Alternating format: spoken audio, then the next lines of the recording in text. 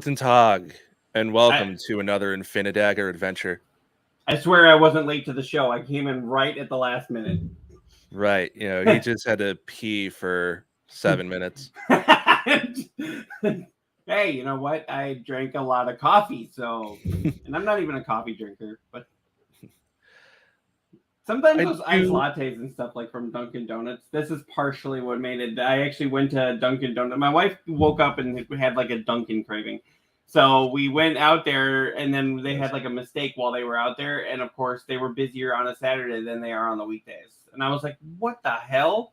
So I'm sitting there, I'm trying to run, and then of course there's everything is going wrong getting back. Lights are red. There's millions of cars on the road that aren't on there on normal Saturdays. Oh, Saturday drivers, what would we do without you? Mm-hmm. I was because I even timed it. I was like, "Yeah, I'll get back with 10 minutes to spare. We'll be good. I'll be hitting." Then we get here. It's like 1 minute. Get on. I'm sending him messages like one of my old news stations where it's like 5 minutes of show, 5 minutes of cutoff. Check your shit for captioning. That's actually what they say at your job, right? 5 minutes. 5 minutes captioning. Well, I mean, that's the version I would use on weekends. That's when the boss isn't in, huh? Yeah, it's when the general manager isn't there, and then I can get away with wearing shorts. So do you guys actually have a dress code at your work? No. Well, not for production anyway. Oh yeah, because I can see the people on air probably have to look professional, but you could probably walk in with like do rags and just send our just send a reporter out there, just friggin' ratty old cap and. Well, I mean, I've seen the weather people out there in just pretty much any old thing, but I'm also thinking like, yeah, they're out there. I mean, if it's a nice day, they're probably dressed up, but if it's dealing with massive storms and whatnot, yeah, they're probably.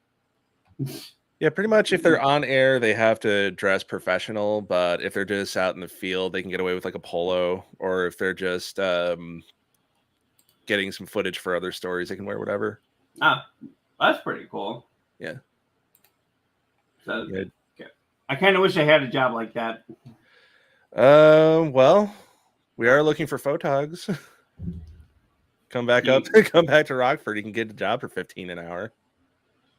That's $2 less than what I make now. Then I would recommend going to the CBS station here. Okay. And I was going to say, I mean, well, and Rockford seems to be more expensive than where I live now. But then again, I mean, they kind of start my pay based off of like Madison, Wisconsin pay. Oh, okay. But then we can live anywhere. So I went somewhere where my dollar was going to stretch longer. But it seems like if I were to come down or come up to Rockford, it would go less, Yeah, you can get, $2 drinks from McDonald's now. It used to be $1. I know. What happened? I think sometimes you can get like $1 Coke in some areas. In some areas, not where I am. Apparently, the cheapest I can get is $1.69. Because I usually would get remember it used to be like $1 any size. Yeah, I want that back. I want $5 footlongs back. I want either that or I want my paycheck to go up. When I was a kid, I remember the deal that they had for, I think it was Domino's. They had the 5-5-5 deal. Oh, and that, you could actually get 3 medium pizzas for $5 each. So essentially 3 medium pizzas, and they were one topping pizzas. They weren't glamorous, but it was like 3 one topping pizzas for $5 each. So essentially 3 pizzas for $15. Or even Little Caesars with the $5 hot and ready's, a large pizza with your basic toppings. Yeah. But when I was a kid, my mom would go to school. My mom was in doing night classes a lot. She would hand me like $25 or just $20 or whatever, and she'd say, "Hey, have some pizza ready for me when I get back." So, she'd usually get back about 8 or 9 o'clock, and so pretty much every Tuesday I was calling Domino's, and what I would do is I would get the 5-5-5 deal, even though it was just meat. But I was a kid and I thought that was the coolest thing ever. Yeah. So I was like, I'll have 1 cheese, 1 sausage, and 1 pepperoni. And then I thought I was so cool. Like I'd grab like a slice of each one and do all these weird things with it while she was gone. And then of course, she'd come home and, she'd eat whatever, and then we'd have pizza for the next 2 days for lunch. Nice. So Is fake names like? Did you ever put an order under Wade Wilson or something? I wanted to when I was a kid, but I was also afraid because everyone in that town seemed to know my family. Oh, okay. In some way. Yeah, I was wanting to do things like Bart Simpson would do, like, hey, the name is Mike, last name Roch, stuff like that. Ivana Tinkle, Got an order for huge ass. This is huge ass. The good old days, but that's back when you could actually afford things. Yep. Of course, we were kids. Our parents were affording the things, not us. Right. Remember when you were a kid and everything was free? Exactly. Anyway, we have we kind of derailed the show already. So.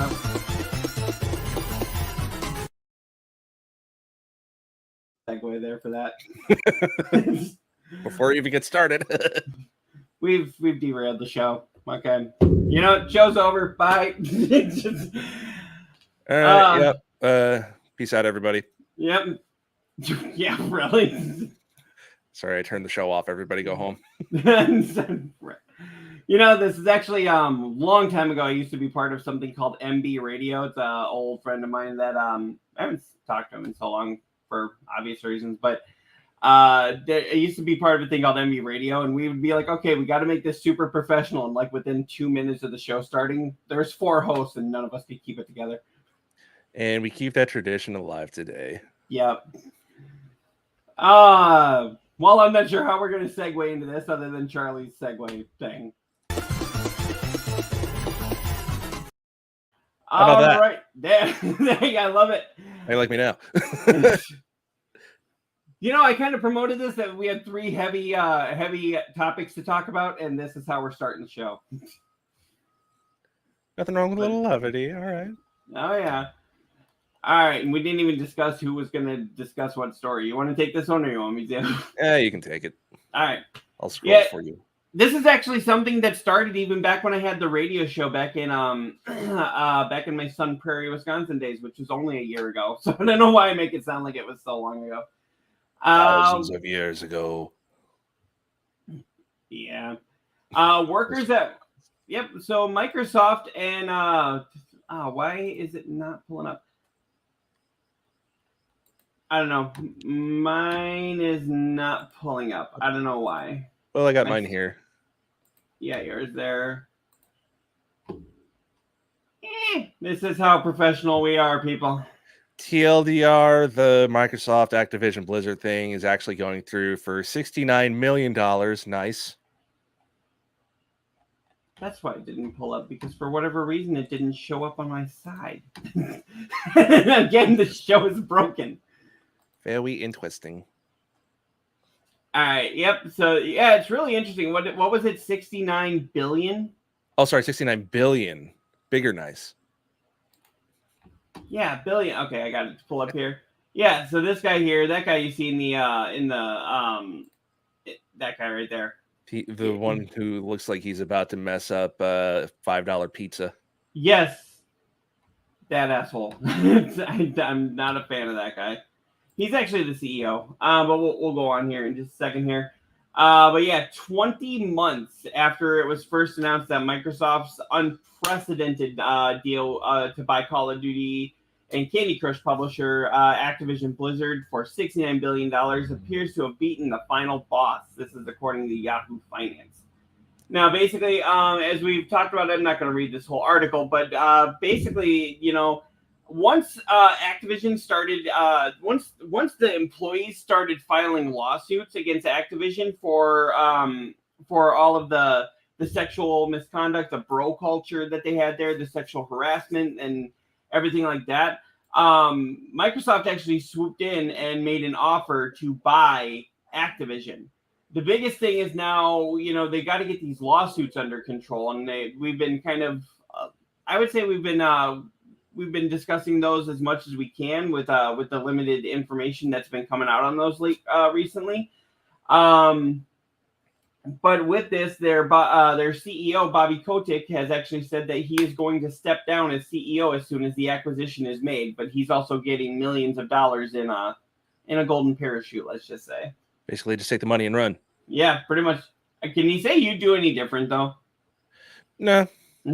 I mean, if somebody offered me, $69 billion, I'd take that and run. It's $1 billion for the company, but then he'll get a nice chunk of that. All the same.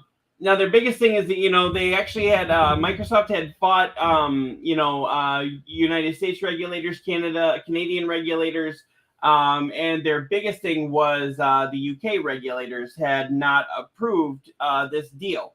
It was actually even being thought that they could buy Activision and then they just wouldn't release Activision games in the UK. But UK is a massive market, especially when it comes to games like Candy Crush, Overwatch, World of Warcraft, Call of Duty, obviously. And a lot of people were not happy with that. So the UK actually went through, did some more stuff with Microsoft, and they got that deal to go through as of yesterday. They approved the deal as of yesterday. So basically opening the door completely for Microsoft to acquire Activision. They place the order. It's going to be delivered on Tuesday. Yeah. I don't know if it's actually going to go through on Tuesday. Now, the biggest thing that people have actually thought about this has been that with like the rise of Game Pass, a lot of people are thinking that Microsoft's going to do this stupid move and make Call of Duty be a Microsoft exclusive. And Microsoft has come out like multiple times and said that would be stupid. That would be dumb. As much as Sony might complain and whine about it, Microsoft was like, "Hey, yo, no, that'd be dumb." And then they've also been talking about how Microsoft could put the Call of Duty games on Game Pass, further making it that people will want to buy an Xbox rather than a PlayStation. And I guess part of the deal that they put in to get Sony to back off was that, they were actually signing 10-year contracts saying we will keep Call of Duty on PlayStation and other consoles for a minimum of 10 years. And Activision was even saying, I don't know why Sony's sticking their nose at that, because that's a better deal than we would have given them. And we're the publisher. You'll have everything up through the remake of Modern Warfare 2. Exactly. Yeah, and they said I guess there's deals in place that they will keep those big games off of Game Pass for a certain length of time. My thing is, I've even talked about this on the radio show, and I've talked about this with several other gamers. What I think would make sense is, the Call of Duty games that aren't even out right now, that you can't even buy in the stores anymore unless it's secondhand. Put those ones on Game Pass. Yeah, like World at War, because that was the first one to have the zombie mode. I think so, yeah. Yeah, or you know what? Just put the zombie mode on Game Pass, and you keep the standard multiplayer, just for full price. Yeah. So that's always been the big thing, is that they keep thinking that Microsoft is going to do all these things, and their biggest, one of the biggest ways that they've been trying to show the regulators that Microsoft maybe can't be trusted, so to speak. When Microsoft bought Bethesda, they actually said that games like Elder Scrolls and other ones, what was it? Oh, Starfield that just came out. Oh yeah. They were trying to say that those games were supposed to be for multi-platforms. And when Microsoft bought them, they were saying, "Oh yeah, these are going to stay multi-platform. We're going to honor all the deals that are in place." But then Microsoft got in there and said, "There's no literal inked deal in place for Starfield. Why don't we make that an Xbox exclusive?" And now they're doing that. Apparently, Elder Scrolls, the next Elder Scrolls game, is also going to be an Xbox exclusive. And then, hey, you know what would also be a kick-ass idea for Xbox? Let's buy Nintendo. Mm-hmm. Did you hear about that? Yeah, I did. And those leaked emails. Apparently back in 2020, he wanted to buy them. Phil Spencer wanted to buy Nintendo. Which, that would never happen. No, not once in the entire history. He actually called it the prime asset. But according to Microsoft and to him, those leaked emails are being blown way out of proportion. Like people are saying, like, "Oh, look at how much trouble Microsoft is in." It's like, no, they're not in trouble. They were just wanting to expand their business. Yeah, and basically his response was, the equivalent of, "It's just locker room talk." Yeah. And that's kind of what I thought it was when I first saw those emails too. I was like, that's just them doing some banter back and forth. Let's see here. So yeah, with all these mergers going on, they're also talking about more unions in the gaming space. Yeah. They've been talking about unions for the longest time, but yeah, their biggest thing is that a lot of people are saying that if my stuff doesn't want to come up correctly today. Isn't technology wonderful? Sometimes. Sometimes crash. Luckily, I'm able to talk into the camera and pull up the stuff at the same time. It's a talent I wish I had. Yeah, did you hear about this though? Workers are saying that Microsoft has to commit to unions at Xbox after acquiring Activision to be groundbreaking because Microsoft actually said when Activision was looking to get unions, like for their QA testers, for pretty much everybody, when a lot of the company was voting for unions, Microsoft was kind of taking a back seat. And Microsoft has been not exactly anti-union. I think they're kind of in the middle where they're like, okay, if the employees want it, we'll do it, but we're not going to sit here and promote it or say that you should. Yeah. If you want to join the mob, join the mob. But yeah, so Phil actually came out and said that they will honor any unions that they have going on with Activision, and those will become part of Microsoft. I want to know how, like, he just comes out and says these things. I want to know what his meetings with Microsoft are like. Like, oh yeah, we'll honor the unions, and then they come in and go, Phil. Phil, we've talked about this. You cannot drink and tweet at the same time. Apparently Trump does that. Oh! We promised we weren't going to talk about politics on this. We didn't promise. It just doesn't fit with the rest of this. Oh. Yeah, we were talking Lauren Boebert and Donald Trump, and it's like, did they have anything to do with gaming? Well, she has and he has, but what they're going through now doesn't. They have their times. If the dude that she was fondling at that Beetlejuice show had been a game developer, we'd be all over it. Fondling his yum-yums. Squeezing his cupcakes. Mm-hmm. Fruity kitty. Playing with Mario's meatballs. The curry powdered aphrodisiac off her desk. Oh, for God's sake. I never said we were professional people. Why did you assume? Professional what? Exactly. We're professional. Yep. Anywho, Microsoft is indifferent to unions. Next. Yeah, so they're indifferent to unions, but one of the big things that they were talking about here was saying that Microsoft has promised to remain neutral in the unionization attempts, setting a different tone for how tech and gaming industries can interact with workers. It's a positive move, but one that must continue when this gargantuan purchase finally goes through. You know what I want to talk about with this whole thing? Why is Microsoft laying off like hundreds, if not thousands, of employees while purchasing Activision for like the amount of money that would actually fund a small country for like several years? What's like, we more, can't afford it. Yes, you can. You obviously can. Yeah, again, what's more, why do these games have to cost the price of a small country to make? Looking at you, Rockstar, GTA 6, billions of dollars. I know, that's the thing. Now, Rockstar's Grand Theft Auto 6, they haven't actually said how much that game is, or how much that actually took to make. But now they actually have to make over $1 billion in profits just to split even. Yeah, it's it's gonna come crashing down. This bubble's gonna burst. I swear.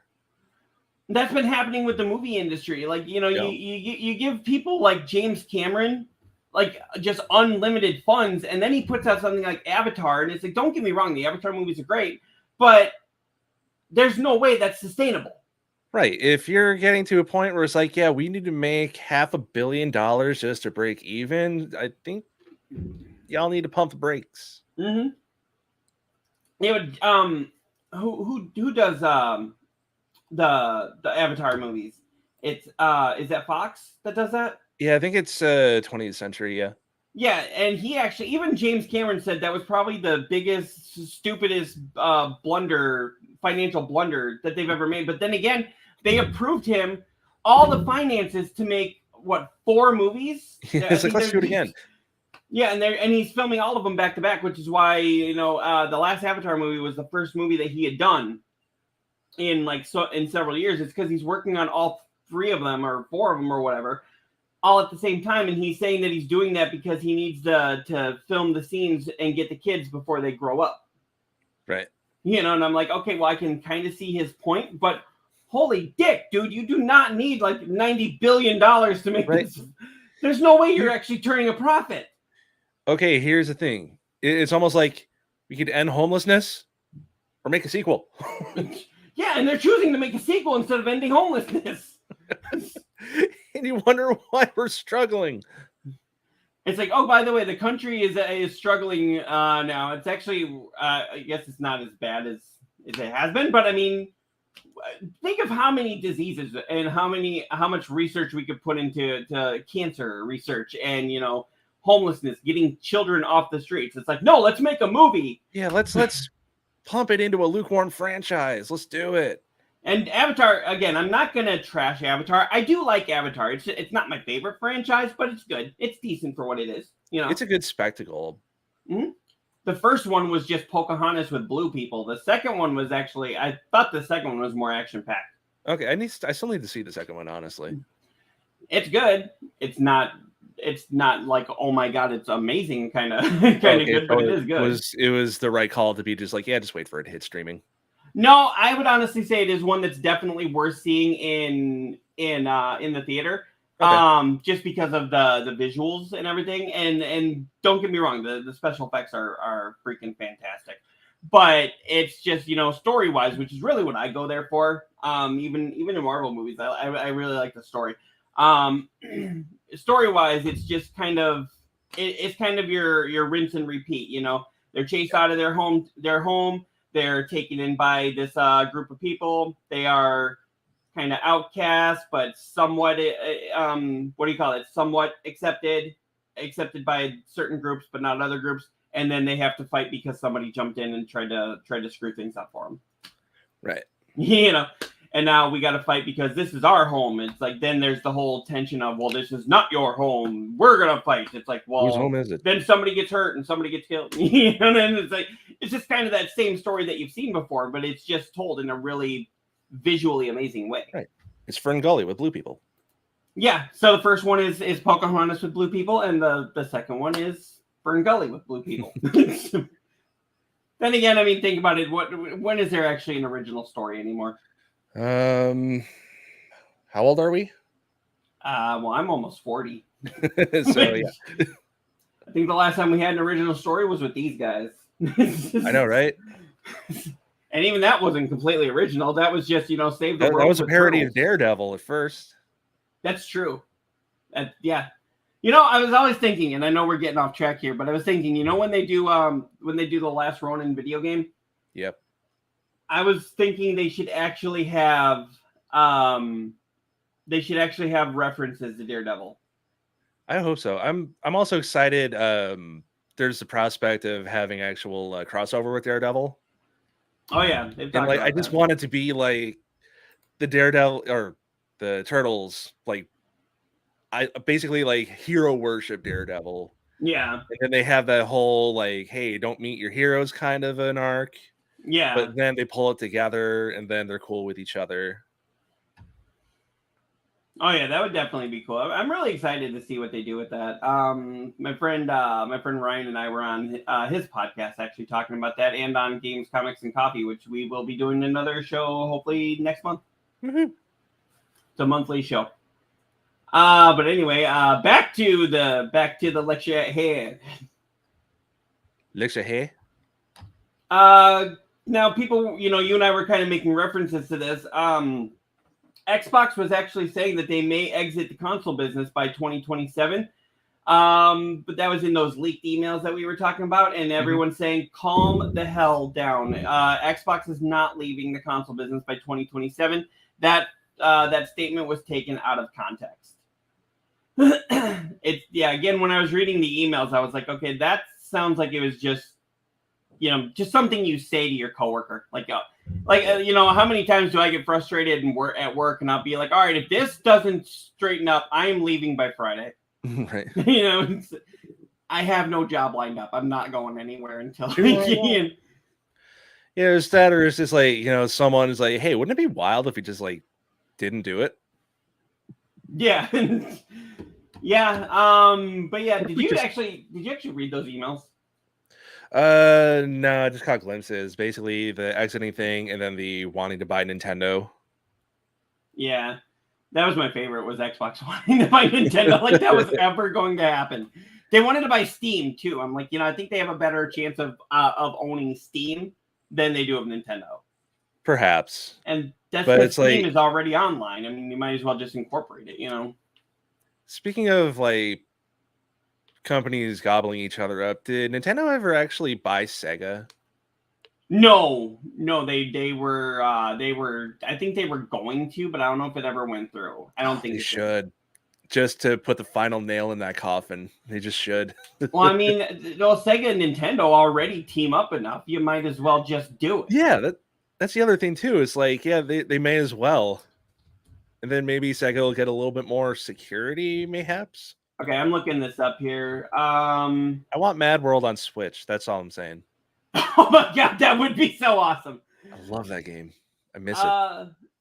Okay, is Sega owned by Nintendo now? Sega and Sammy are both owned by Sega Sammy Holdings. So no, they haven't bought them. They just team up a lot. Okay. But I mean, they're almost like a second party. That's the thing, though. I mean, at this point, Nintendo might as well buy Sega. They should. Again, I want just a little epilogue in that whole console war. Yeah, that'd be nice. But think about it. I mean, because now they team up all the time. It's almost the same company. You might as well. But remember when they first came in? Like the whole thing was Sega. It was like Sonic versus Mario, and it was you buy our console. No, buy our console. And now it's Mario versus Sonic. We're in the same game. Genesis does. Sorry. Yeah. But yeah, I think what was the first one where it was like, oh my god, Bears driving, how can this be? Was it Sonic versus Mario at the Olympic Games, or was it Brawl? I can't remember which came first. That I am not sure. You're talking Super Smash Brothers Brawl? Yes. Let me check this out. When did Super Smash Brothers Brawl? See, this is why Google is my friend. When did Super Smash Brothers? Okay. Oh, that's actually one of the top things. Okay, so Super Smash Brothers Brawl was January 31st of 2008. And then what was the other one? Mario and Sonic at the Olympics? Yeah. All right. When did Mario and... If I can spell correctly, that would be great. Truly a struggle for us all. I couldn't tell you how many times I've had to rewrite each of these banners. Okay. So Mario and Sonic at the Olympics came out November 6th of 2007. And Super Smash Brothers Brawl came out January 31st of 2008. So technically the Olympics one came out first, but I'll bet they had the deal. I bet they inked the deal at the same time. And I'll bet that they did the Mario and Sonic at the Olympics because I think that was the Winter Olympics that year. Okay, yeah. And they wanted to probably have the game out for the Winter Olympics. And then, but aren't the Winter Olympics usually in like February? Usually, yeah. Yeah, okay, because that came out in November of 2007, but they're only about 2 months apart, or almost 3 months. So they could have been in development at the same time. Most likely. So I'll bet they inked a deal to put Mario or to put Sonic in multiple Nintendo games, and they had those in development at the same time. They just happened to come out 3 months after each other. So, but I wonder, was that the first game that they were together? They were together.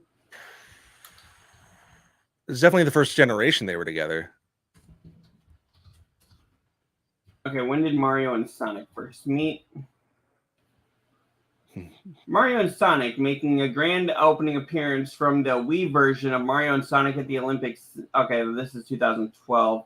Because of the long business rivalry between the two mascots throughout the majority of the 1990s, the crossover came as a big surprise to the international gaming community. Okay, yeah, 2008 was their first time. It said it took the decades of gaming industry rivalry that was magically transformed into a friendship between Mario and Sonic at the 2008 Olympic Games in Beijing. So, there you go. All right, well, there you have it. You learned something new on this program today. I learned something new today. Also, you know what else is a match made in heaven? What? Insomniac and Sony. Yeah, I mean, think about it. They've got some amazing games. Yeah. Yeah, and Insomniac was actually saying that they've actually gotten better after the Sony acquisition. So hopefully that means Activision will get better too. Right. Yeah, because I don't know about you, but I'd love a new Spyro game. New Spyro game would be good. Ratchet and Clank. I don't know though. There's already been a PS5 Ratchet and Clank game that came out kind of towards the beginning of the console's life. We're kind of in the middle of it now. You know what I really want to see though? What? So back, what was it? Back when the Xbox Series, back when the Xbox One first came out, Insomniac surprised the living shit out of everyone. And they put out a game called Sunset Overdrive that was a Microsoft Xbox One exclusive. That was interesting. Yeah, because everybody was like, oh, what are you talking about? You know, you did Resistance, you do Ratchet and Clank. Aren't you owned by Sony? No, at that time, they were actually independent. And I have wanted a sequel to Sunset Overdrive. The game screams for a sequel. And they have never given it, you know. Oh no! People have wanted it, and they've put out 3 Spider-Man games now in that time. Yeah. They've put out how many other games, Ratchet and Clank games? They've never given us a sequel to Sunset Overdrive. But now, and a lot of people thought, oh, maybe Microsoft owned the IP and had them develop it, but Insomniac actually says they own the IP, and I'm like, so then why are you doing this? You know, you could very easily take the first one, do a remaster on it or whatever, a re-release, throw it on Sony, get the people excited for it, and put out a sequel. Why is it taking over, a damn decade? What was that, 2000? When did that first game come out? Wasn't it a launch title for Xbox One? It was either a launch title or it was very close. It was very early on. Let's see, Sunset Overdrive. Okay, yeah. What was the release date? Running on the rails, so fancy free. Yeah, it's almost a decade now. So it actually released. That long? Yeah, it released October 28th of 2014. God, that's wild. And what is Sony's version of Game Pass? That's it's like PlayStation Plus or something like that. It's God, why? We're gamers. We should know this. We're gamers, but we're also poor. Exactly. We are gamers on a budget. Listen, this is why I stick to the retro stuff because I can play a lot of those for free. Okay, yep. Somebody's got it on here. Sony. Okay, PlayStation Plus Essential. Right. Does Sony have something similar to Game Pass? Yeah. Okay. Yeah. Both Sony and Microsoft offer their own game subscription services in form of PlayStation Plus and Xbox Game Pass, respectively. So yeah, PlayStation Plus. I mean, you could easily make this, make that and then throw it on PlayStation Plus. Yeah. I mean, even if I hate when things are download only, that's why I'm a little upset with Remedy Games that Alan Wake 2 is download only, but whatever. It's convenient, but also very precarious, which I'm starting to learn myself. Whereas like before, because I have virtually no shelf space left. Mm-hmm. So it's like, all right, yeah, I'll just kind of lean into the digital thing, and I can always just expand the SD card or whatever. Yeah. And now it's now I'm starting to realize, like, hey, they could just pull this away at any moment. So it's a license to play the game. You don't actually own it outright. Yeah, that makes me sad. Yeah. Like, what was it last week? After all the Unity stuff, the devs for Cult of the Lamb were threatening to pull the game entirely by January. Mm-hmm. Yeah, whether you own it or not. Right. And I'm just like, okay, well, I have until January to buy this. So, but I think they backpedaled that a bit. Yeah. I think they did. I think it was just reported the other day that they weren't going to pull it. Yeah. But yeah, Brian, I don't know how to say his last name, Intaller, has said that things have been better after the studio. For the studio ever since that it joined Sony's PlayStation family. Insomniac had a history of working with PlayStation before being acquired in 2019 with former Sony executive, what's his name, Sean Layden, calling the acquisition one of his greatest achievements. So I mean, they were just acquired in 2019, but that doesn't. It's 2023 at this point. We're almost done with 23, and there's no reason that they haven't done Sunset Overdrive, unless truly Microsoft owns that IP and just they can't. Yeah, because I mean, it's happened the other way around with several properties, from being PlayStation exclusive to busting open to be for every platform. Mm-hmm. Crash Bandicoot. PlayStation's original mascot, for crying out loud. And then like Metal Gear Solid, I'm so looking forward to that next month. They're releasing the first 3 games. Yeah. Remasters for every console. Yeah, that's actually one of the games coming out in the very, very hectic schedule of October 23. That, like, I'm looking forward to re-experiencing PlayStation 1 basically, because you got the Metal Gear Solid games, and then you got Tomb Raider. Mm-hmm. Which I've never actually played the original Tomb Raider games. I played the original way back when, but I wasn't like a massive fan, and I kind of played them sporadically. Right. And then I really got into them after the remaster of 2013. Just I don't know, that was always kind of more my cup of tea, the darker, grittier story. Oh, so cut the reboot. Yeah. Okay. Yeah, no, I played the first one of that line, and it was pretty good. Oh yeah, I played all 3 of them. Honestly, it does go. I think the first one is the best. The second one's probably not as good, but still good. And then the third one is not as good as the second one, but still good. It's like very so easily it's not goes. That they're bad. It's just they're not as good as the previous. Yeah, it's like if the third one had been the first one in the franchise, you probably would have liked it more. Okay. Kind of thing. But it's like Marvel at this point. When they put out a movie that doesn't do as well, it's like, well, if it had come out, before this movie, you probably would have liked it. That's how I am with the Black Widow movie. I'm like, I liked the Black Widow movie, but if it had come out maybe before they killed her off in Endgame, it would have been. But no, it's our fault because we're bigots. Mm-hmm.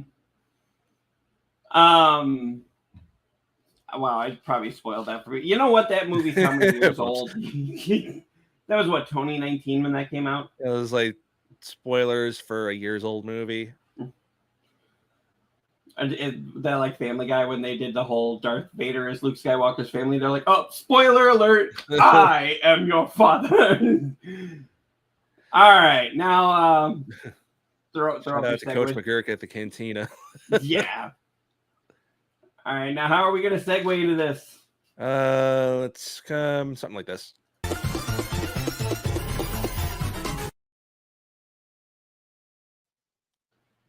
That works. I really like that. glad we thought of it. Yeah. So the Fable games, they're actually saying that they can't just give away to whoever I want. The Fables creator declares hit comic series public domain, but DC disagrees. Give it away now. Oh, I'm sorry, go ahead. No, I was just gonna make a gag. But yeah, long and short, I think did I talk about it last week where the Bill Willingham is like, hey, my stuff's public domain because I don't have the money to sue DC. Mm-hmm. And so basically DC is coming back and saying it's like, no, actually we own it. Yeah, well, the original story, which I'm reading on here, in a shock statement, Bill Williams, you know what? That means his name is, or actually, I'm sorry, Bill Willingham. Sorry, I don't know why I'm saying Williams. His name is Will. Bill. Yeah, Bill is a nickname for William, so his name is William Willingham. Will Willingham. But we call him Bill. But yeah, the creator of the beloved comic series Fables, which if you don't know what Fables is actually it is part of the Telltale series, The Wolf Among Us. Mm-hmm.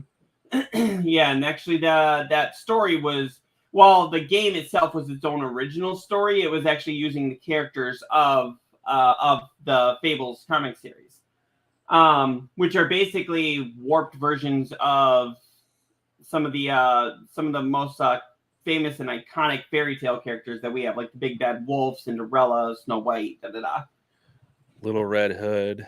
Yeah, Little Red Riding Hood. Yeah. But yeah, the creator of the beloved comic series Fables released the franchise into public domain, citing a breakdown in his relationship with DC Comics, who he recently revealed he'd fired during an ongoing publication of Fables, new continuation that was called The Black Forest. Now, Willingham has shared a press release that reveals his reasons and the details of his I don't know how to say that, acrimonious split from DC, and basically he said as of now, which was September 15th, just what, last week? Yeah. He said the comic book property called Fables, including all related Fable spinoffs and characters, are now public domain. What was once unholy, what was once unholy? Why did I say unholy? Unholy, I don't know, werewolves? Apparently we want to play Diablo, or something. But what was once wholly owned by Bill Willingham is now owned by everyone for all time. It's done, and most experts will tell you that once done, it cannot be undone. Takebacks are neither contemplated nor possible. So basically, he's saying that he put it into the public domain, and DC saying, wait, you can't do that because we have a deal saying that we own what DC did. Could almost be like a Winnie the Pooh situation where it's technically public domain, but also technically owned by Disney, where there's certain characteristics that aren't public domain. Like, again, the Winnie the Pooh example, like if he's wearing the red shirt, that's a Disney thing.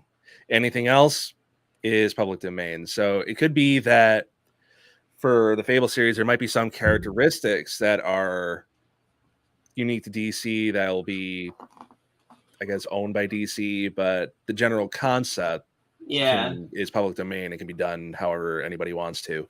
Yeah.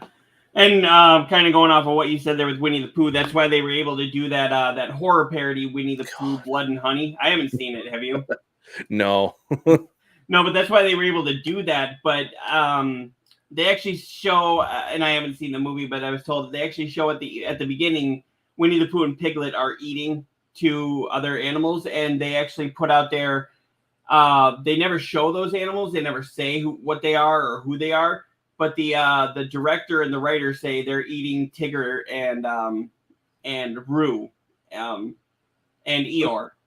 Oh, see, I would have figured they would have eaten Rabbit and Owl because they would have been like most likely to stop them. maybe. But they said it was. They did say it was Tigger and Eeyore that they were eating. And part of that was because the characters of Tigger, Eeyore, I want to say Rabbit and Owl. Okay. They were owned by Disney because they were actually created by Disney for the Winnie the Pooh cartoon series. That they weren't even in the original stories. Okay. And that's what's public domain is the original stories. Right. And that's why I guess they had to put him in a plaid shirt, which was red. They did it as red and black. Oh, okay. Get the red in there, but Disney couldn't sue because it's not solid red. Yeah, it's not the solid like belly shirt. Mm. And I guess Disney tried to stop that horror movie from coming out, and it was like, sorry, It was like public domain. They were like, oh, it'll ruin our brand. It's like, it's not your brand anymore, No, it's not. But yeah, that was a really interesting story. I mean, he basically says that he was trying to sue. He was thinking about suing DC for the rights to Fable, so that he could get it back, but he didn't have the money to sue, so he just threw it to the public domain and Right. pretty much said, "Okay, well, fuck you. I'll just do this." Yeah, he just jumped off the roof. Mm-hmm. So, fingers on the way down. Yeah. Now we got a really interesting story. You might want to put up the thing for that. Yep.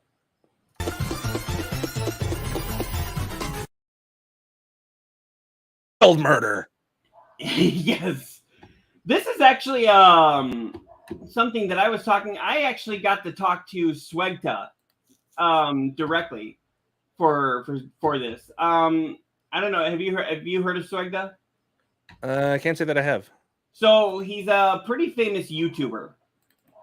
And he used to do a lot of things related to Bully. If you remember Bully. Mm-hmm. Yeah, he used to do a lot of things related to that. Now he does a lot of other things now, but he also he kind of took a break from YouTube for a while. He had some personal issues. But he is back on but he has kind of been back on YouTube for a while. And people have been talking about this for quite a while. Now, if you think about it, the violence in video games issue has been an issue for decades. Since home consoles have existed, basically. Well, even before that, I'd say when arcades existed, like Carmageddon, which I don't think was a home game until consoles became. I think that started as an arcade game. But I mean, the whole violence in video games issue has been a massive hot button issue for people, especially after any kind of school shooting, after any kind of public any kind of major violence. Yeah, especially one involving children. And it seems like now, even when you get like some 36-year-old dude who starts shooting, everyone's going, "Oh, what are the video games?" It's like, who cares? And the video games are not what caused the problem. It isn't, man. Yeah.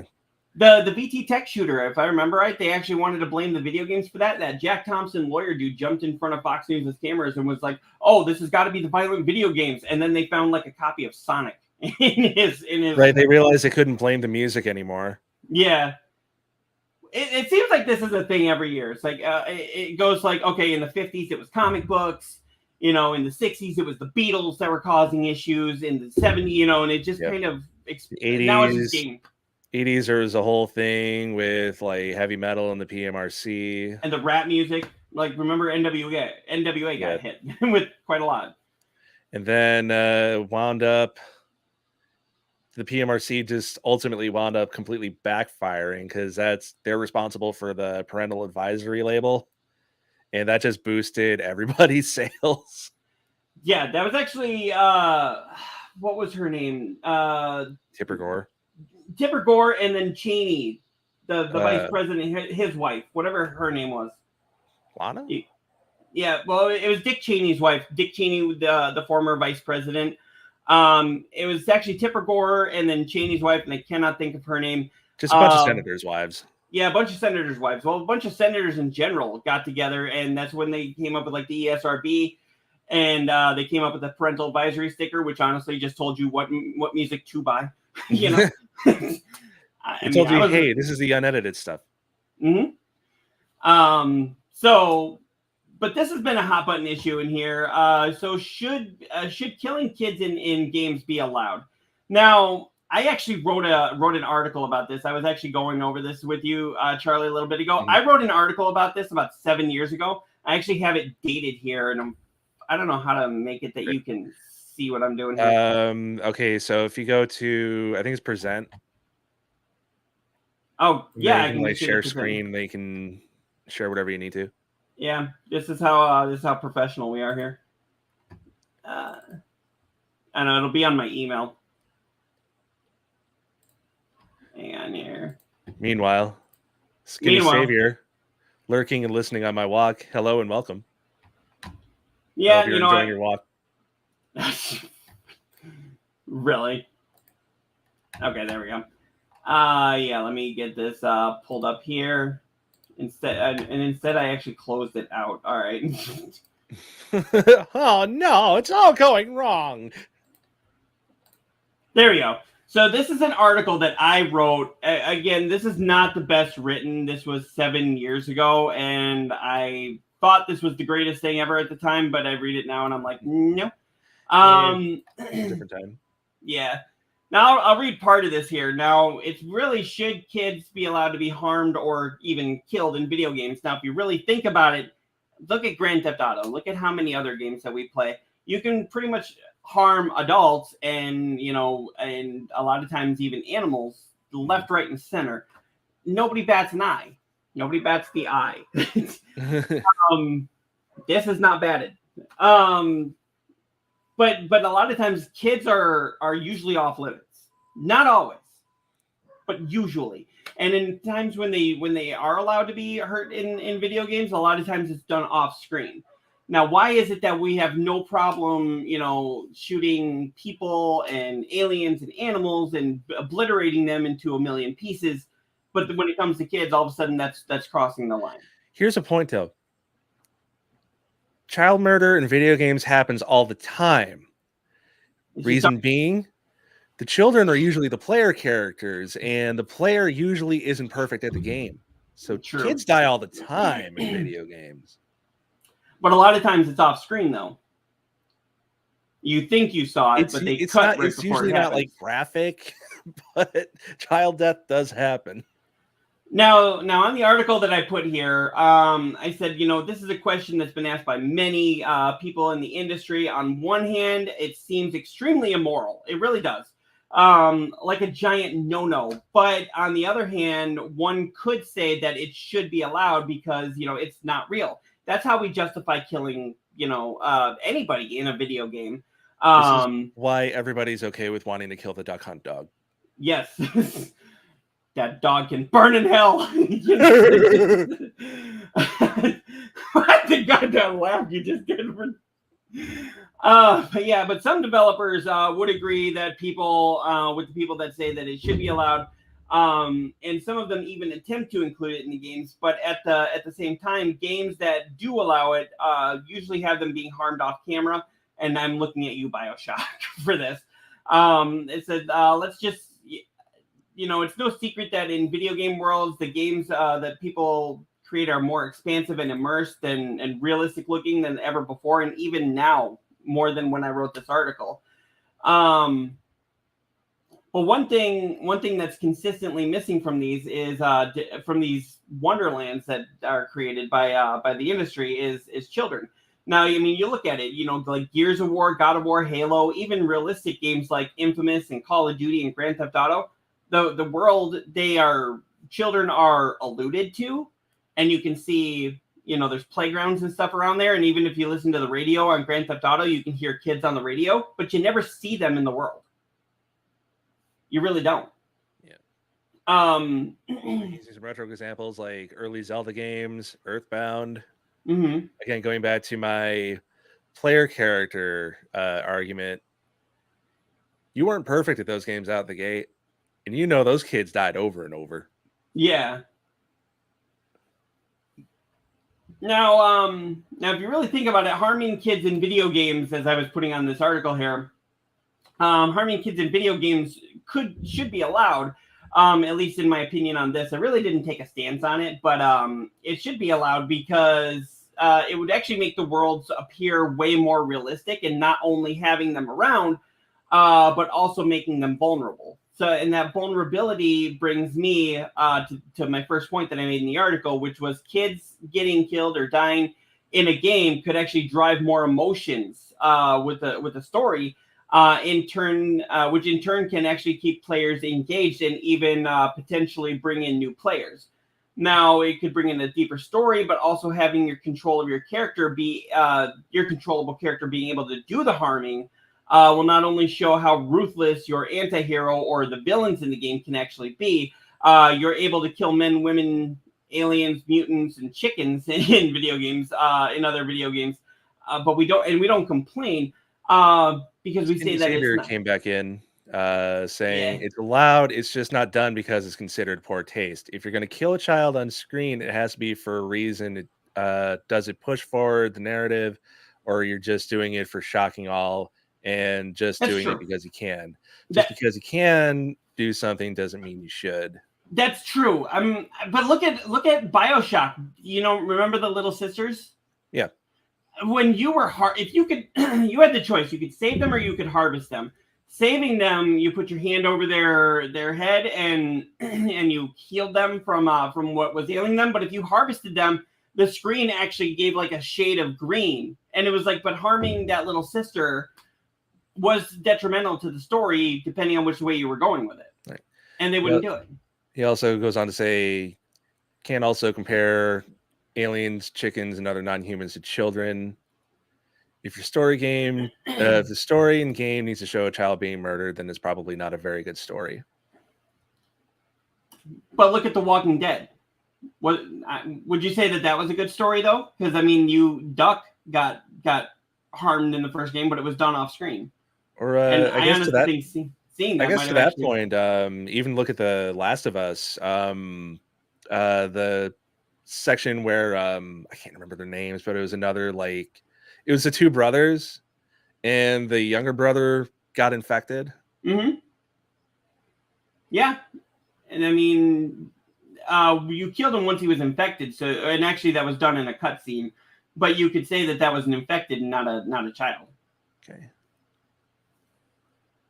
Yeah, and I was saying once you see the innocent depictions of children being harmed, actually I say something else here. I don't want to say it for no apparent reason. You can actually send yourself into a deep depression, this is kind of why I was saying maybe it shouldn't be. I honestly think that gamers can handle it, but like Skinny Savior was just saying there, it definitely needs to be done with class. It needs to be done with taste. Not just there to be Skinny there. Savior here. It didn't hinge on a child being murdered, though. It is allowed.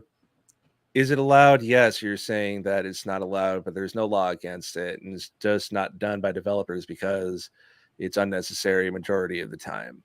True. I agree with that, Skinny Savior. Let's see. Let me pull this back up. I don't know why I got out of here. But yeah, I kind of, in the article, I kind of switched gears, and maybe that's why I didn't do much with this article, because I don't really take a stance on here. But I said, yeah, well, harming kids and even killing kids in games may give you a more emotional and realistic experience. Do we really need realistic depictions of brutal, unrelenting violence being committed against young children? Yeah, and I said that especially ones that have done nothing wrong. The real world is chocked full of injustices, immorality. Video games are supposed to be a place where you can escape the horrors of the actual violence of the real world. And then also seeing that happen, you got people that are already unhinged anyway. So you could actually send yourself into a deep depression. Do you really want to pay for a therapist because you decided it was a good idea to kill a digital kid? More therapy equals less money for video games. Yeah. So, I mean, I'll really throw this up to the audience here. Do you think it should be allowed? Let us know in the comments. I know, Skinny Savior, you were saying it's not necessarily a requirement or not necessarily necessary, but again, I think if it suits the story, do it. If it doesn't suit the story, if you can do it without doing it, if you can tell an amazing story like Grand Theft Auto does, if you can do an amazing story without having it, great, do that. I don't know. What do you think about that, Charlie? Yeah, again, just it comes down to like just kind of my taste in general, where it's like realism isn't really a selling factor for me. I'd rather see something stylized. But as far as going back to like child murder, I'm kind of in agreement with Skinny Savior, where it's like it's not necessary. I feel like something's kind of wrong. I feel like something's probably wrong with the writer for wanting to include it to begin with, because I don't see, unless you're doing like a true crime kind of a thing where again, just in my own neighborhood not too long ago, somebody killed a 10-year-old kid. But again, who really wants to play a video game about that? Yeah, I get like, it. I'd rather get away from that kind of stuff, honestly. Yeah. Well, I mean, but you think of it like The Last of Us, the Last of Us, the whole story really kicked off once Sarah was murdered. She was a 14-year-old girl at the very beginning. It was Joel's daughter. And I mean, but that I honestly kind of saw, but you didn't handle the character at that time. That was all done in a cutscene. Right. And I guess gets more to the point of getting is like, I don't want to be like there's like the narrative, there's the plot points where like, yeah, there's kind of Joel's kind of motivation for doing kind of what he does, especially later on when he's rescuing Ellie. But just the active, like, I'm gonna pull out a Glock and shoot a child, like, I don't need that. Yeah, so you don't really need the protagonist in Grand Theft Auto going to a playground and just opening fire. Yeah, I mean, because it's kind of cool in Grand Theft Auto when you go into the mall and you do it, and you can just say they're all not NPCs, that you're shooting, but it actually hits different when it's I say it hits different when it's, even if it's a digital kid, it hits different. I am working on getting 2 psychologists on here, and this is actually a topic I'd like to discuss with them too. Expect to see more topics like this. We'll probably retread on this one too, because this is a really good one. Skinny Saber was saying, great topic. Yep. I mean, it really is, but it's very heavy, and it is something we'd like to delve into, but probably not delve just into this. Because there's plans for kind of diving deeper into this discussion, and we're gonna, like Adam was saying, bring on some psychologists and some other people that have a better perspective on this, and we'll have kind of like a panel discussion. So be on the lookout for that. But you know what? I'm kind of depressed after reading this one. Let's not to tack on, but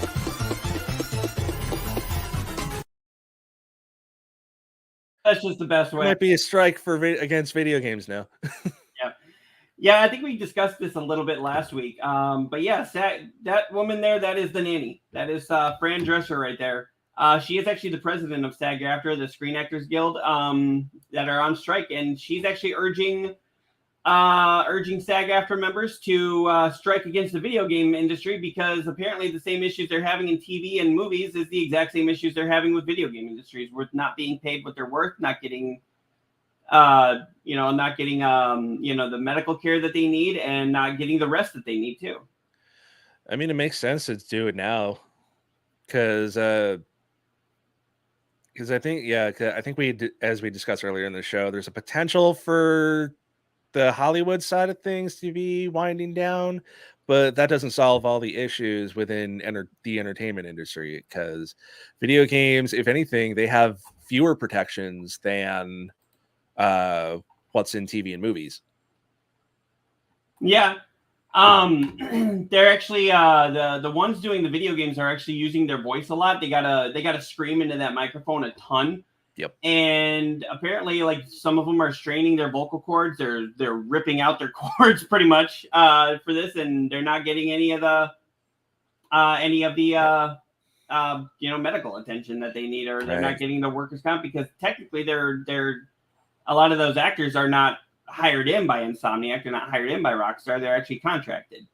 Yeah, they're contract. They're non-union, and even the ones that are union, I don't know entirely how this all works. Oh, you know what? Short of Fran Drescher, I wonder if we can get like someone like Bob Bergen in here. He's really deep into SAG-AFTRA. Yeah.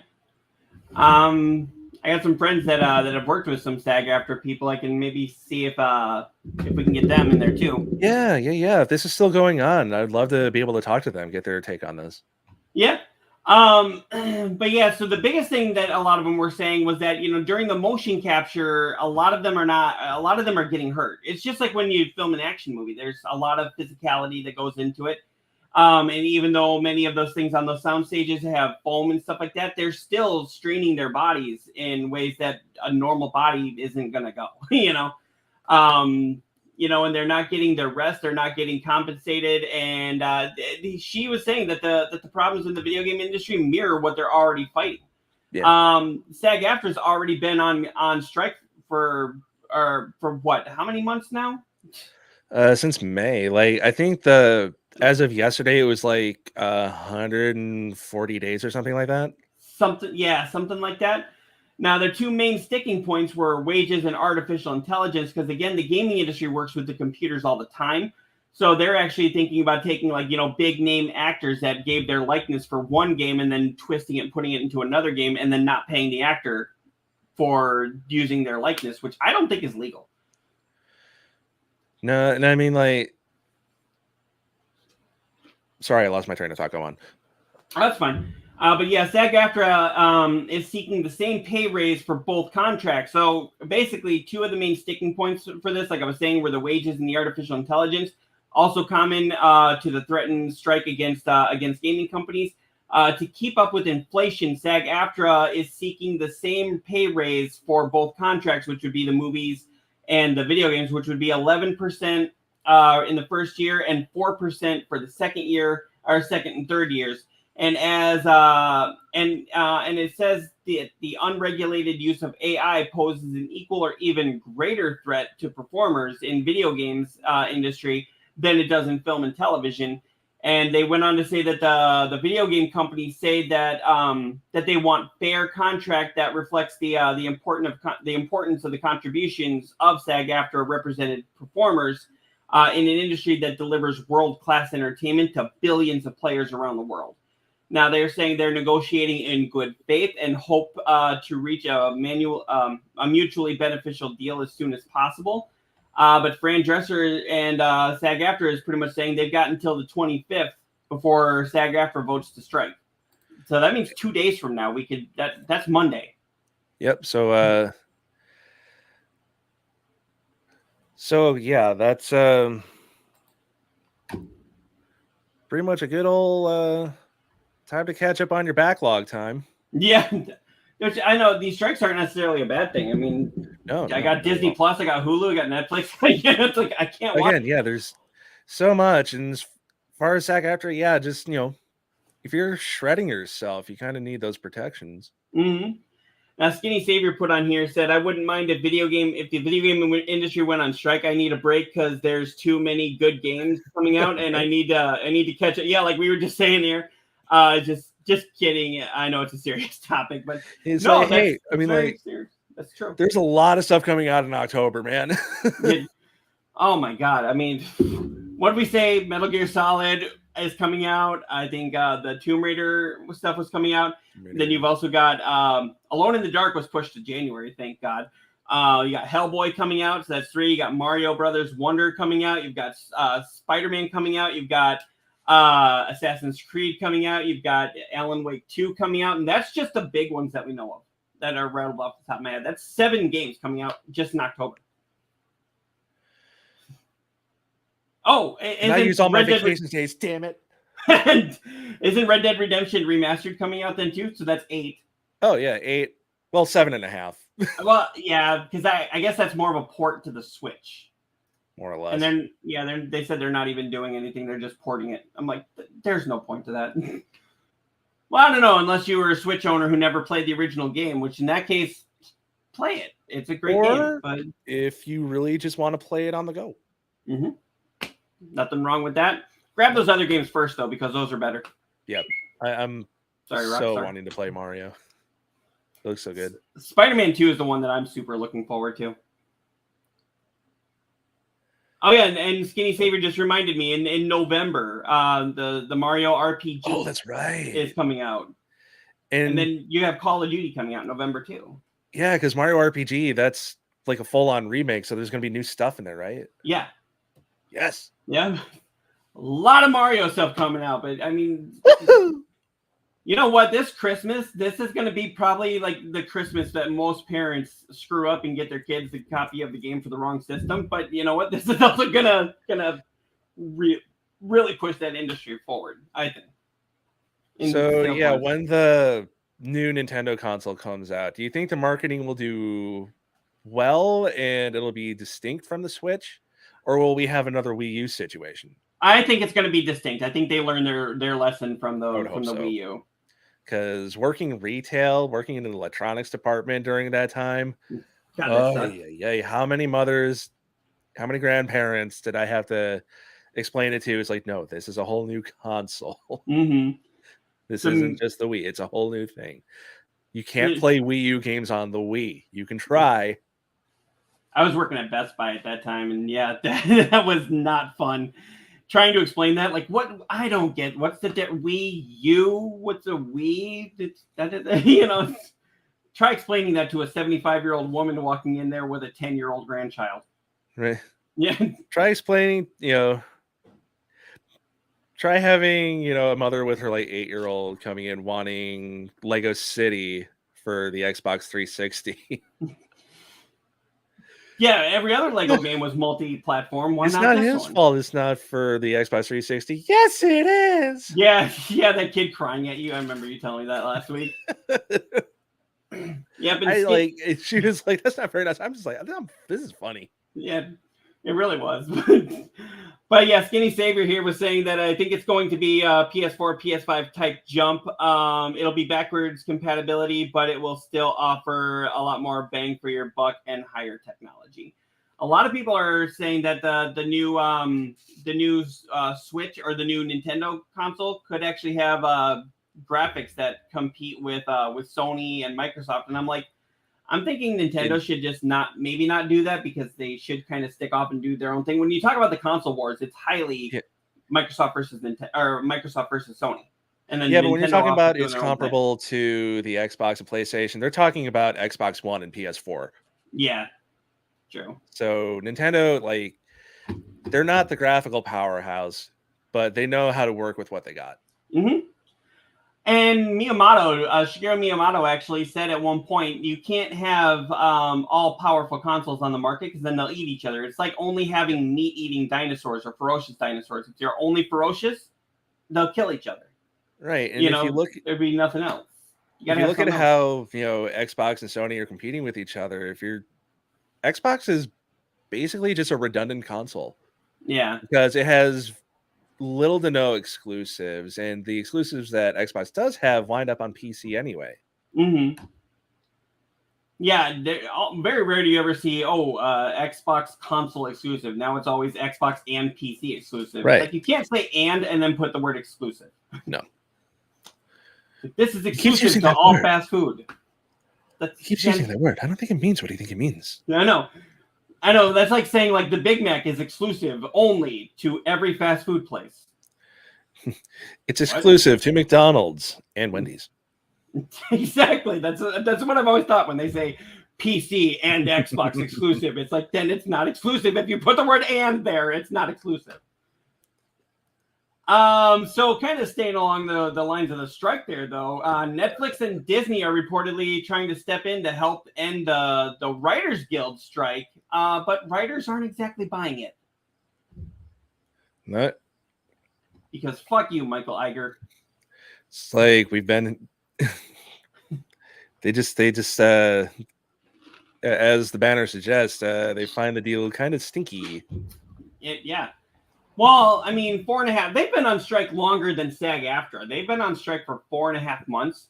I think this is also the longest strike in recorded history for this industry. Yeah, and they're not even close to getting a deal. Honestly, I feel like whatever deal these studios are throwing out, it's not going to go over well. This is going to go through at least the end of the year. Yeah. I would be more surprised if it didn't, honestly. which means that a lot of our favorite shows are not coming back this fall. Yeah, there was it's a small price to pay. Yeah, there were some that I actually liked too. I can't think of them right now, but I might hurt myself. I really like The Good Doctor. Okay. Have you ever seen that show? I've heard of it. Yeah, it's a doctor that's got autism and savant syndrome. And he's a surgeon. It's actually based off of the one that we watch is actually based off of a South Korean show, but the South Korean show was based off of a real doctor this happened to. So I mean, it's very Hollywoodized when you get to the American version, but it's but it's very good story. I really enjoy it. But they can't come back. None of the shows can really come back. None of the scripted ones can come back until both the actors and the writers, reach a deal. I think How I Met Your Father got canceled because of that. Not only that, but they were also using that old laugh track, and people are just kind of sick of it. Like, don't tell us where to laugh. I'll laugh where it's funny. Wait a minute. They used a laugh track? Yeah, that was like How I Met Your Mother used a laugh track?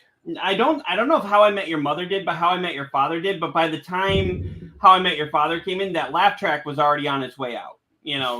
Like so many sitcoms don't do it anymore. Like The Office didn't use it. My Name Is Earl didn't use it. Yeah, the single camera ones definitely don't. Yeah. And then it's not really necessary. But anyway, kind of going back with this. Those present reportedly included were Netflix's Ted, I'm not sure, Sarandos, Disney's Bob Iger, Warner Brothers Discovery's David Zaslav, as well as NBC Universal Chairman Donna Langley. According to THR, it's highly unusual for the heads of the world's biggest entertainment firms to attend a bargaining session with the Writers Guild of America. However, with the strike running on its 142nd day at the time of this article, at the time of writing, it was believed their unprecedented attendance is seen as a huge step in bringing the industrial action to an end. Now, in a joint statement released by WGA and the AMPTP, rare move given the I don't know how to say this word. How do you say that? Acrimony? Acrimony? Okay, I got an A in English. I should know some of these words. What's the next word? Oh, that's that's existed between the parties lent more weight to the possibility of a deal being struck. Posting on X or Twitter or whatever you call it now. The WGA stated that a fresh round of negotiations had taken place on Wednesday, September 20th, with more set the following day, which would have been the 21st. Now, we actually don't have any more information than that, really. I mean, this article goes on for a while, but yeah, you know how these articles go; they just start repeating themselves. They get paid by the letter. Yeah. But yeah, Marvel has pushed back its release dates. Multiple shows have had to push back their releases. Deadpool was actually halfway done with filming. When they went on strike, they can't do jack now. Bob Iger is quote unquote cooling down the culture war, but that's a different story. Yeah. So I mean, really, pay your actors and pay your writers. How freaking hard is that? You've got, The thing is, Bob Iger actually inked himself a deal where he gets like $25 million over the next year going, hey, I did a great job. I'm going to give myself this $25 million. Oh, and I'm going to get several more million in bonuses. I got an idea. How about instead of those bonuses, you pay your fucking writers? Stupid evolved prick. What do you even do? Could you get fired for that? Isn't Bob Iger technically your CEO? No, not really. Besides, he could be selling ABC really soon. Yeah, that's true. But you know what? Let's move on because that's just gonna piss me off. I do kind of want to see if we can get some writers on here, but until those strikes get resolved, they can announce movies like this all they want, but they can't do anything until they're resolved. But yep, Pikachu, Detective Pikachu 2 has officially been confirmed. Ryan Reynolds will actually voice Pikachu again. Good, because that'd be weird if it was a different voice all of a sudden. Yeah. But yeah, there's actually Detective Pikachu. They have an official trailer on there, but that's for the original movie. Yeah. But yep, $150 million with a budget of $150 million. Despite its moderate success, some fans had grown concerned that we might not ever get a sequel, but we're getting a sequel. So hooray for Detective Pikachu fans. So Ryan Reynolds had some of the best movies. He had Detective Pikachu. He had Free Guy. But now actually they're saying even with the success of Free Guy, the Barbie movie actually might have put a kibosh on a sequel for Free Guy. It definitely caused it to basically be rewritten entirely. Yeah, because they said, there was the success of the first one. Then Barbie came out, and Barbie was very self-aware. She was a toy, who becomes self-aware. But now they're like, okay, they were actually writing a Free Guy sequel, and it was too similar to Barbie. Yep, that would do it. And it's actually the same studio that did both movies, and they said you can't do Free Guy 2 doing this. But I guess Sean Levy and Ryan Reynolds have said if they can come up with an idea that is very distinctive off on its own, that's going to resonate, they'll do it. But other than that, Free Guy might be a one and done. Yeah, and it might be, or they could take inspiration from like the Happy Meal toys. Where you know how it happens every so often, where it's like they'll have like a Barbie thing, and then for the boys, there's Hot Wheels. Mm-hmm. But I'd be very interested to see a Free Guy sequel. I really liked Free Guy, but then again, I know you weren't a big fan. I actually liked the Barbie movie. Yeah, just I couldn't make it over that past the first act. Really, once my friends like bail. Once you get past the first act where it's all kind of cutesy and doing that, hi Barbie, hi Barbie, hi Barbie. Once you get past that, it actually takes on an adult tone. Once she gets into the real world and you get like Will Ferrell in there, it stays pretty family friendly, but it takes on a more mature tone. Yeah. And actually starts hitting into subjects that are very, very modern.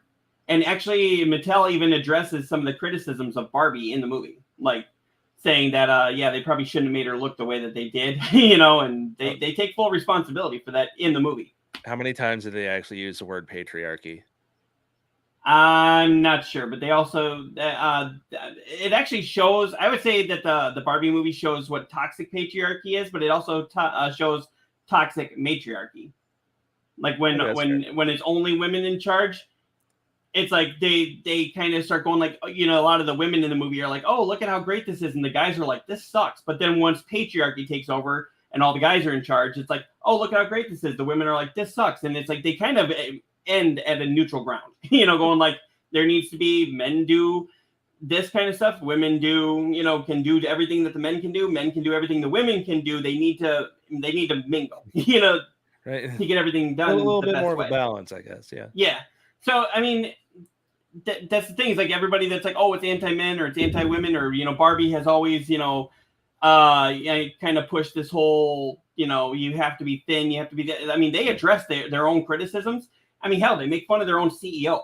They actually make fun of the creator of Barbie, Yeah, because I remember like a lot of the hoopla leading up to it, at least from the stuff I'd been hearing, it's like, oh, it's just, it's woke, it's all this and that. And, again, adding to the whole like culture war crap, and it's like, all right. Mm-hmm. So I guess I'll just skip this one. But then I kept hearing, like how you've been describing it. And then also, again, my one friend who was like, I just want to watch this for a goof. Mm-hmm. So it's like, all right, I'll go in on that. Mm-hmm.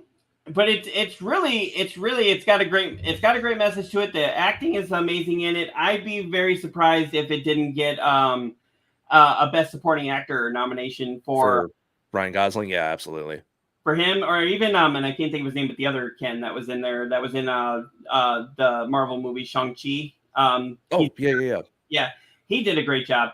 But I would definitely say who else should get it? Greta Gerwig, I think, should get a nomination. I think they should get a nomination. I don't know about Best Picture. I think they should get a nomination, but I don't know if it should win. but I do think it should get a nomination. That's just, but yeah, we got one more story here. Oh, and I would actually say they actually are trying to say, should Barbie be nominated for best original screenplay or best adapted screenplay? It's For now, yes, we do. The movie was based on a 50-year-old or 70-year-old IP, but the movie itself was original. So is it adapted? Because it's not really adapted. Or is it original, but it's based on an older IP? Yes. Yeah, the short answer is yes. All right.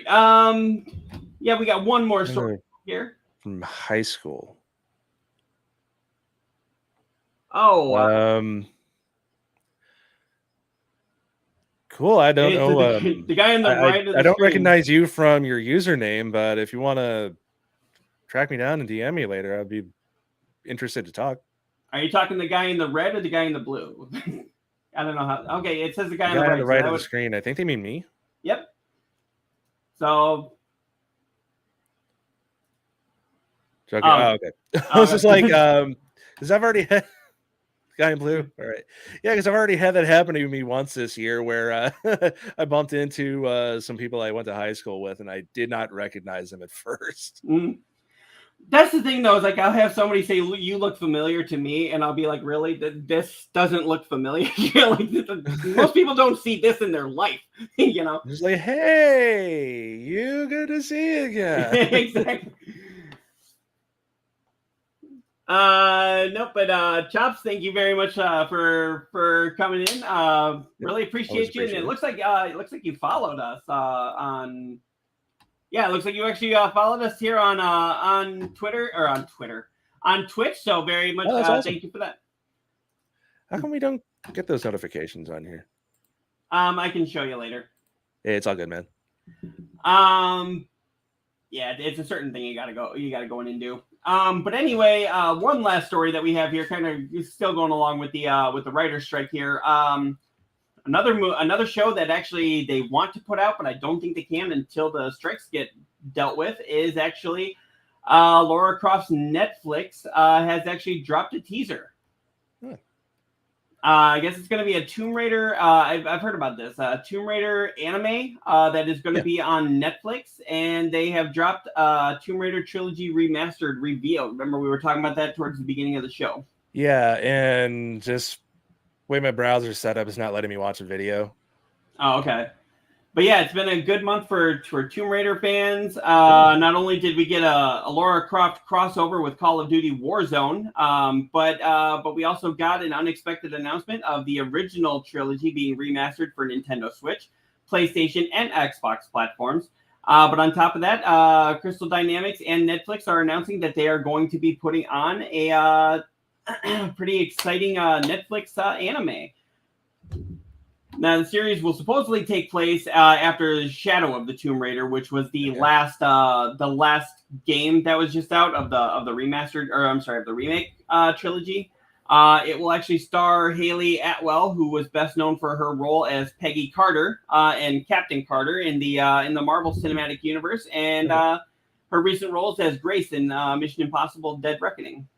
All right, so the question that I'm sure everyone who's familiar with Tomb Raider is asking: how big are her boobs going to be? Yeah, that's the thing. It's like, you know, I kind of like the newer one because, I mean, they don't over-sexualize her, but her attractiveness comes off naturally. But it's like, you remember when that first came out? It was like, oh, yeah, this is a woman protagonist. We need to make sure they're, like, out to here. And just for a while, they just kept getting bigger and bigger, and then they rebooted it. Mm-hmm. And then they made her skinny as a rail. Yeah, that was...